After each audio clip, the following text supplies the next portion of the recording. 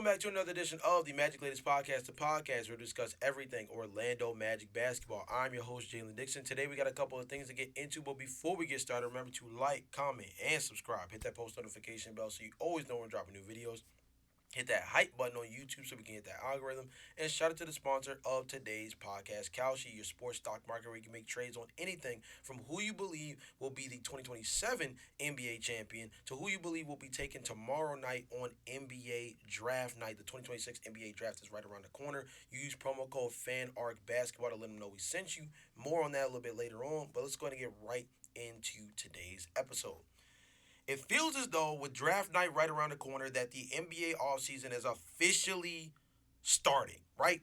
It seemed like maybe a few things will pop off right after the NBA finals, but quite frankly, for the most part, some indications have only kind of gotten the ball rolling, but with moratorium not necessarily being open yet and things of that nature, we're in a situation where we're still letting the bricks fall and the foundation is being set. But after NBA draft night, I think it's going to be trade night as well, quite frankly. I'll get more into that a little bit later on.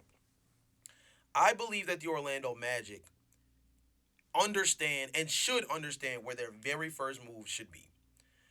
Although I feel as though it's going to be trade palooza over the next 48 hours. Starting with Giannis Antetokounmpo, I believe that there's going to be a trade palooza involving John Morant, Josh Giddey, um, Drew Holiday is on the trade block. Derek White, Rudy Gobert, um, Zach LaVine. I think a lot of names are going to be moved over the course of this summer. Unfortunately, the Orlando Magic are very unlikely to be brought up in a lot of these big name trades. But somewhere that the Orlando Magic can just get the job done and handle things early is Anthony Black.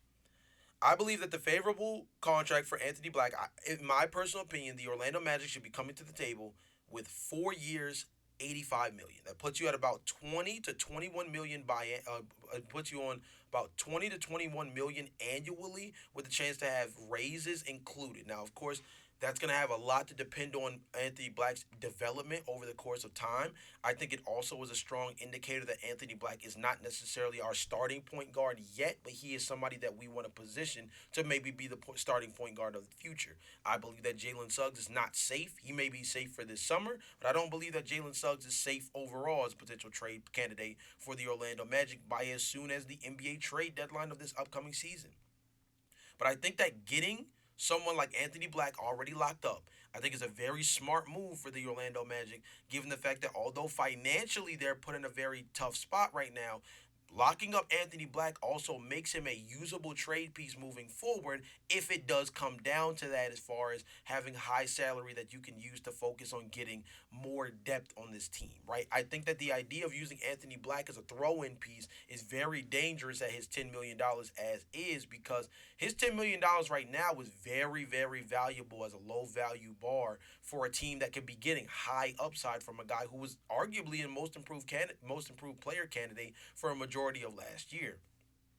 To get him locked up positions him where he can be your starting point guard for number one, and number two, he's somebody that if you do see yourself needing to trade, he at least has a high enough value to command maybe a future first round pick. He has a high enough value to command a decent amount of salary cap back in return that can maybe at even $20 million land you back two very cheap players on the low.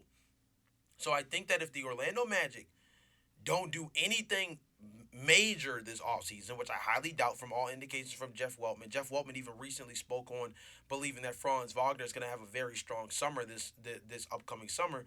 It makes me believe that that's even more of a reason why they're not going to be making any big moves anytime soon because all belief in Paulo Banchero indicates that there's no trade coming that involves him. That's part of the reason why the Orlando Magic fell out of the Giannis Antetokounmpo sweepstakes. But I also believe that the Magic are not planning on moving Franz Wagner either. That pretty much takes two of their biggest potential trade chips off the table, bringing us back to Jalen Suggs. Could Jalen Suggs still be moved? Potentially. But I think that the Minnesota Timberwolves, their interest in Derek White from the Boston Celtics indicates to me that they don't believe that a move involving Jalen Suggs is anywhere close. So if the Orlando Magic don't do anything major on the trade market, and I'm talking about major as in involving their top three guys, At least top three guys as far as potential trade talks are concerned. I don't believe that the Orlando Magic are anywhere near wanting to trade Desmond Bain after just 1 year, especially because he had such a strong season. I think the best thing the Orlando Magic can do this summer is just go ahead and get the Anthony Black situation handled. The last thing you want to happen is Anthony Black build off of last year and then hit restricted free agency declaring for an even higher number when at least you can say, well, Anthony, you had a very weak run toward the back half of the season where we really started to struggle during the playoffs. You weren't necessarily the same guy. We can do, 4 years, 80, 85 million, put you as a north of $20 million a year player and put yourself in a position to make some very lucrative money. But at the same time, you are still a six man for us at the moment and maybe for at least the next year or two. So with that being the case, this seems like a very fair number to shoot at. Get them at a fair number now versus maybe finding yourself in a world where maybe Jalen Suggs deals with significant injury issues next year. Anthony Black spends a lot of the year starting, has another build up year where maybe he jumps up to 18 to 20 points per game. And as an Orlando Magic fan, you'll love it. But as a Orlando Magic front office, you're going to find yourself in a really difficult situation trying to figure out how to pay him coming off of two improved years and a new market where you still do have guys like Shaden Sharp and guys like that who are making 110 million over the course of 4 years, where he can maybe use that as a much better price point as opposed to Nickeil Alexander Walker and his number, which I believe was like 3 to 4 years, 56 million. Totally different budget baller. So I think you got to lock up Anthony Black now before that number can mess around and get ugly after a strong season next year.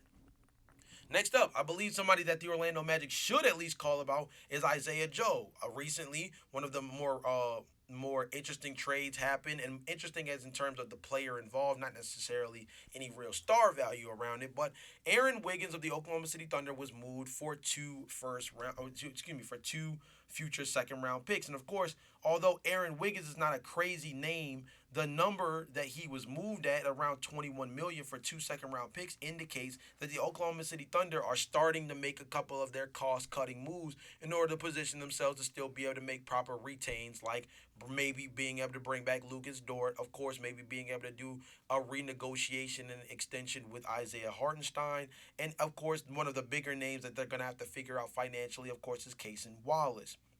So with that being the case, reports from Jake Weinbeck of Fansided and ESPN Radio, recently indicated that after trading Aaron Wiggins for two future second round picks, Isaiah Joe will likely be Oklahoma City's next cap casualty for on the move for a similar price. Let me mention that. For a similar price. Joe has 2 years left on his contract at 11.3 million per year and a team option for the 2027-28 season, which puts him in a situation where, quite frankly, you have team control over Isaiah Joe for the better part of the next 2 years. 2026 season, 2020, 2026, 27 season, 2027, 28 season. You have team control over Isaiah Joe for the next 2 seasons. And again, let me reiterate, they said for the same price, which means that you can land Isaiah Joe, who's coming off of shooting 42.3% from beyond the arc, a career high 11.1 points per game, 45.5% from the field as well, which is the second highest of his career. You will be landing that player who has had a positive plus minus every single season of his career. You will be landing that player for two second round picks. The Orlando Magic should call the Oklahoma City Thunder about Isaiah Joe ASAP. Two second round pick value for a bona fide 40+% 3-point shooter. Let me double check the volume on it so you guys understand how serious this is. The volume is on 6 3-point attempts per game last season. Shot 42.3% from beyond the arc. Career high. Career 40.6% 3-point shooter on nearly 5 attempts per game. Bona fide knockdown shooter, 2 second round picks of value. You call yesterday about this. Even a summer, even a summer where you land Isaiah Joe with 2 second round picks and you get Keon Ellis in free agency this summer, that would be a perfect summer for the Orlando Magic. Bring back Mo Wagner. You still have Goga Batazde. You have the cap relief of letting Jonathan Isaac walk if you decide that that's just what's going to end up happening. You bring in Isaiah Joe. You sign Keon Ellis. You have Goga Batazde as a backup center. You still have Wendell Carter Jr. at that center position. Bring in either Keon Ellis or bring in like a Nick Richards or bring in, I really like Sandro Mamukalashvili at that 3 spot still. One of those 3 guys and trade the 2nd round picks for Isaiah Joe. I don't understand if the Orlando Magic can land Isaiah Joe. Again, I gotta keep reading it because it's very important. After trading Aaron Wiggins for 2 future 2nd round picks, Isaiah Joe will likely be Oklahoma City's next cap casualty on the move for a similar price. Jeff Weltman, if you cannot give up 2 future 2nd round picks, you could give up this year's 2nd round pick if it had to be. If it had to be that deep. If you cannot give up 2 future 2nd round picks for a bona fide knockdown 3-point shooter to come off your bench in Isaiah Joe, which would be a perfect off guard next to Anthony Black on that second unit, you're just not trying hard enough. If the Isaiah Joe sweepstakes does not include the Orlando Magic on the phone with the Oklahoma City Thunder as part of calling about sharpshooters this summer, this team, I'm going to be so honest with you guys. This is going to be one of those summers where certain players, when they become available, if the Orlando Magic don't at least make a call about them, it's going to only further raise the belief that Jeff Weltman's tenure with the Orlando Magic should be very much ending soon, I think is the best way for me to phrase it.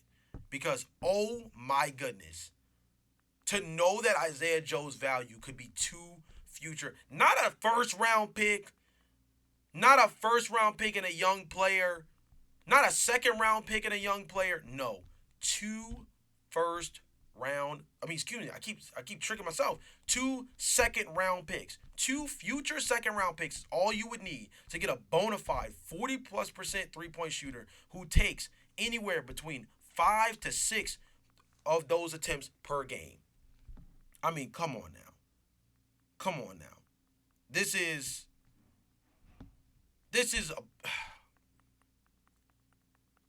Orlando Magic. I'm pleading you. Orlando Magic fans are pleading you. This is one of those situations where, quite frankly, the Orlando Magic have an easy way for a very small cost to get very good, to get significantly better in a place of weakness for a very, very low price. This is a good player with championship experience, consistency as a 3-point shooter. For those who need the numbers on this, he has only shot less than 36% once in his entire career. Other than that, he has shot, from beyond the arc, he only shot less than 36% 1 year, and has shot 40% or better from beyond the arc each of the last 4 seasons, all spent with Oklahoma City. This is a guy that the Orlando Magic need to call about. They need to have a call about him yesterday. I'm not going to keep banging the table on because I think you guys understand the magnitude of this. But for an Orlando Magic team that does not have a ton of money to make moves on the margins, this kind of player becoming available for that kind of price, 2 2nd-round picks, you jump on the phone. You jump through the phone and shake my dude's hand through the phone. Period, point blank. You walk Isaiah Joe to the airport. You pick him up yourself. Sam Presti, you buy him a cake after you guys get the deal done. You got to get this job done. Before we move on to the second half of the podcast, got to shout out the sponsor of today's pod, Kalshi, your sports stock exchange, where you can make trades on anything from who you believe will be the 2027 NBA champion to, with the NBA draft being right around the corner, you can also make trades on things like who you believe will be taken number one overall. And even if you open up the Kalshi app, you can see where particular players are favored to be drafted. One of my favorite players in the draft class is Caleb Wilson out of UNC. Go Tar Heels. With the Tar Heels, player going into the NBA draft. He feels firmly slotted at the number 4 spot to the Chicago Bulls. Doubles at 75%. If you place $100 down on that trade, it'd be $131 as the payout. Granted, not the craziest payout for a $100 trade, but feels like it's a pretty done deal that Caleb Wilson is favored to be that number 4 overall pick in this draft. And quite frankly, not mad at the Chicago Bulls for being able to still land him in a draft class that's very stacked at the top with AJ DeBonta, Darius Acuff, Cameron Boozer, Darren Peterson, Keaton Wagler, Kingston Fleming, so on and so on. So very interesting draft season. Of course, you can use promo code FANARCBASKETBALL in the Kalshi app. When you trade $10, you can get another $10 added to that. Again, that's promo code FANARCBASKETBALL in the Kalshi app, KALSHI. We're locked into draft season. This gives you a great chance to get engaged with the draft night in a different way over the course of the next 48 hours. And if you've been locked in using Kalshi over the last month or two as we've been running this promo, you are finally going to see the fruits of your labor come to fruition in the next 24 hours when draft night hits. And maybe if you made a trade back earlier in June, you may be able to land on a trade. If you made a trade earlier last week, you'll finally be able to see that trade come to fruition very, very soon involving the NBA draft as well. So shout out to Kalshi once again for sponsoring the pod. Let's go ahead and move on to the second portion, which focuses on another Oklahoma City Thunder guy in Cason Wallace. Let me tell y'all something about Cason Wallace. Cason Wallace is somebody else that I think that the Orlando Magic should at least see about. Now, granted, this one is a little bit more dangerous because he is due for a contract extension. But this is a guy, defensive upside, real three-point shooter, has the ability to put the ball on the floor. Somebody the Oklahoma City Thunder trusted as an off guard, and somebody that they trusted in very significant minutes over the course of the past 2 seasons. This is somebody who I think could be really, really interesting for the Orlando Magic to land on the market.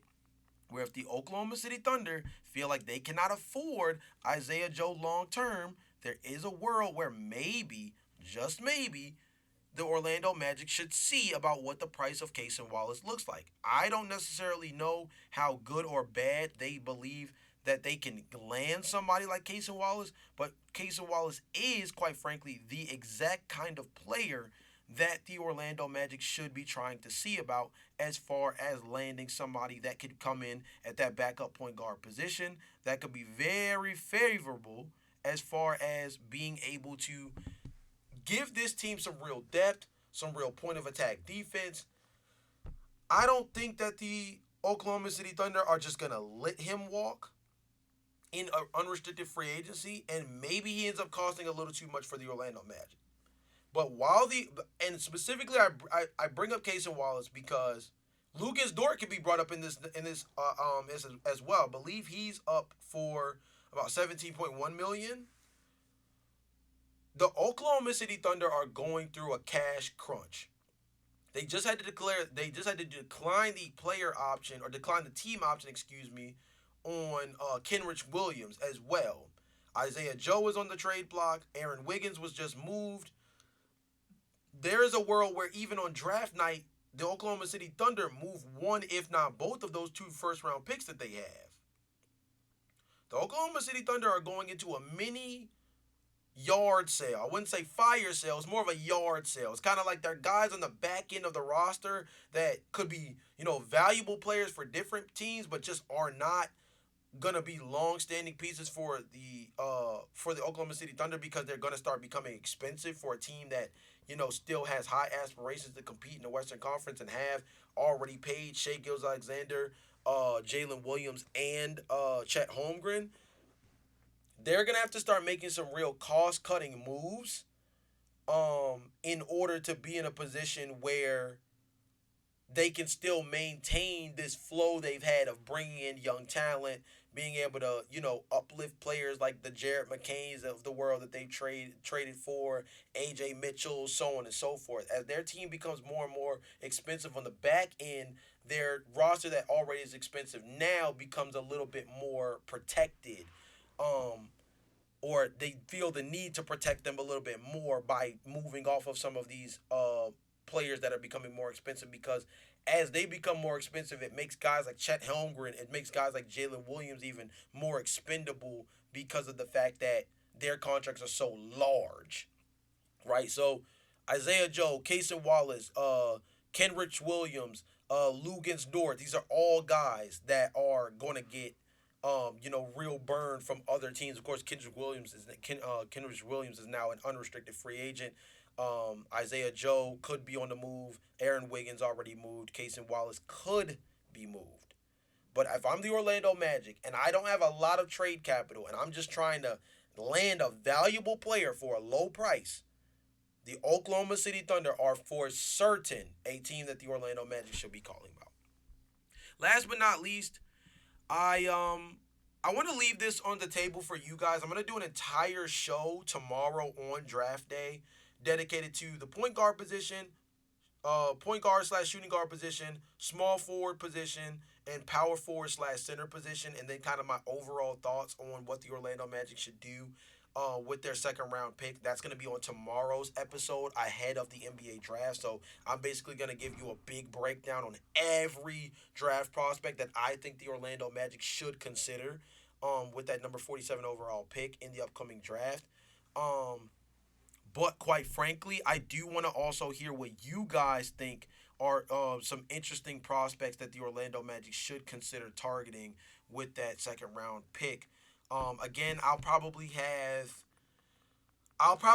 do like three prospects for each position. So point guard, shooting guard will get three players that I think they should really consider. Small forward should get three players they should really consider. And then power forward, center should get three players they consider. And then again, we'll end the podcast off with maybe who I believe are my top three prospects overall, and maybe I'll do my number one prospect for each position, and then my top three to my top five draft prospects overall from the list that I give. But yeah, tomorrow's episode will be all NBA draft focused around that second round pick, barring some crazy Orlando Magic news being thrown out there. So I want to hear from you guys in the comment section if you guys have any suggestions for guys that the Orlando Magic should consider down there in the second round. Leave them in there for me so I can do my research and really lock in, because I plan on doing in-depth breakdowns, at least, you know, few minutes apiece on each of those draft prospects for why they could be a really interesting fit with the second round pick. With all that being said, shout out to Kaushi once again for sponsoring the podcast. Remember to like, comment, and subscribe. Hit that post notification bell so you always know when we're dropping new videos. Trade season is amongst us as well, so it's going to be a very active summer, it sounds like, for the teams around the Orlando Magic. Maybe the Orlando Magic find themselves poking in here and there, making a couple of moves on the margins. So, as Orlando Magic fans, although we will not have a lot to talk about our team specifically when it comes to some of these trades, we will be talking a lot about the trade market, because some of these trades that could be happening for teams around the Eastern Conference will directly impact the pathway for the Orlando Magic to make a run to the NBA Finals next season. So even though all topics won't be focused on the Orlando Magic making particular trades, there will be trades around the league that impact the Orlando Magic, whether it's how those teams got better around the Orlando Magic, how maybe those teams set the trade market for players like Jalen Suggs or Wendell Carter Jr. or Goga Batadze or others for the Orlando Magic to have a decent asking price about those players come the trade deadline of this upcoming season. We're going to find a lot of different interesting ways to rope the Orlando Magic into some of these very interesting um, trade partners and different blockbuster trade ideas that's being thrown out. So don't you guys worry about that. But the Orlando Magic are going to be a team that, although are not going to be in the center of the madness, are going to be the center of our madness. So the NBA draft is around the corner. NBA trade season is going to be firing on all cylinders over the course of the next 24 to 48 hours, and of course into the summer. And we're going to be here to cover every inch of that. And of course, like I said, rope the Orlando Magic into it in whatever way we can. With all that being said, shout out to you guys for being locked in on the Orlando Magic podcast. Should be a very, very fun summer. Magic Latest podcast will be kicking back up tomorrow again. NBA draft. NBA draft centered podcast tomorrow, so be centered. Be ready for that as well. And I'll see you guys later.